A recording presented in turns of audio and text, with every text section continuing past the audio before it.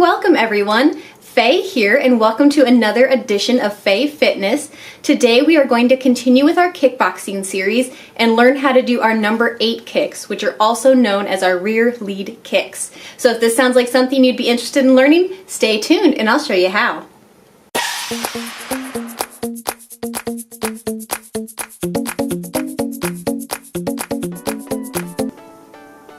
Welcome back everyone, Faye here. So today we are going to learn the secondary portion of our lead kicks. As you'll remember from last time, we learned our number 7s, which are the lead front kicks. If you missed that video, I can link it down below for you. That way you have something to reference. But let's go ahead and jump right in to our number 8 kick. So that'll be using this right leg here. And like I mentioned in the last video, the number 7 kicks were really just to get some distance between yourself and an opponent, whether you be sparring or if you're using this for self-defense purposes. It doesn't really have a lot of power to it, unlike our 8 kicks. So if we get in our fighting stance, you'll see that our right leg is in the back and it's just naturally primed to be our heavy hitting kick.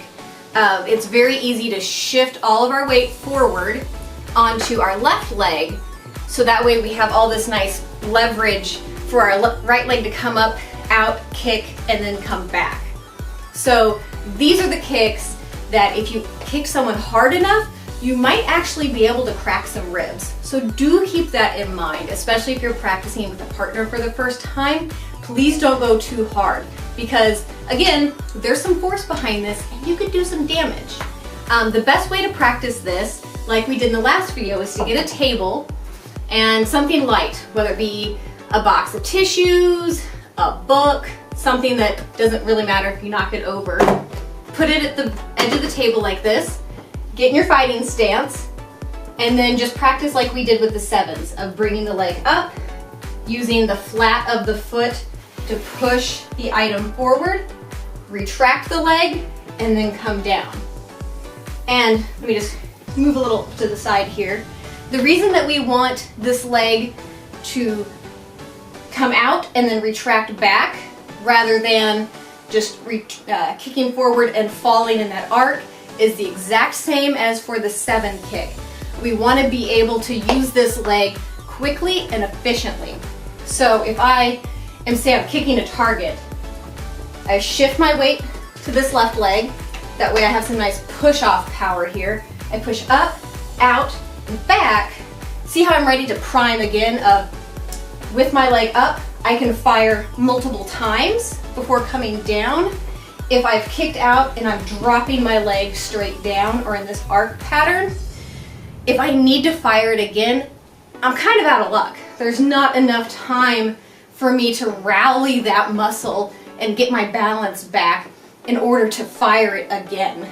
So we just want to, from our fighting stance, up, out, back, down. And again, once you get good at this, you can go really, really fast and you can get some nice force behind it. So the goal is, if you're using this kick, you want it to have enough force that you push your opponent back a few steps. So if you're sparring, say in a kickboxing gym, generally the person who's on the receiving end of that kick will either have the arm mitts in a pattern like this, so where they're covering their abdominal cavity and giving you something nice and flat to hit on, or they make large rectangular pads that kind of like the shields in the History Channel, like barbarian movies, where you slide your arm through on the back and there's just nice big flat surface for you to be kicking against. But that's really all there is to it. So if you don't have any of those pads or a partner, I would just practice moving the Kleenex box or a book. So again, fighting stance, arms up, protecting your face. Just always make this a habit no matter what. And then bring your leg up, kick it out, bring it back, and down. And I'll just do this from the other side so you can see what I'm doing from more angles. So fighting stance, up, out, back, down. Okay? Pretty easy, huh? But again, just practice those 2. Remember, our 7s are up, out, back, down. Our 8s, up, out, back, down.